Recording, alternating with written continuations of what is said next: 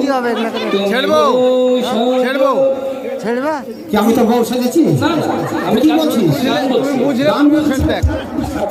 শোন তুমি এই যে এইভাবে বসে বলবি যে কি বলবি জানিস? কি বলবো? ওগো প্রাণের স্বামী, ওগো প্রাণের দেবতা। আরে সকাল হয়েছে, আমার মন্ডল এই বিচার করে বেড়ায়। তুমি একটিবার আমায় ক্ষমা করে দাও।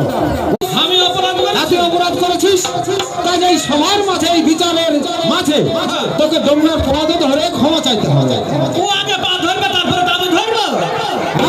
ও আগে আমার পা ধরবে না? তুই আগে ধরবে না? তুই আগে ধরবি? আমি আগে ধরবো, তুই আগে ধর।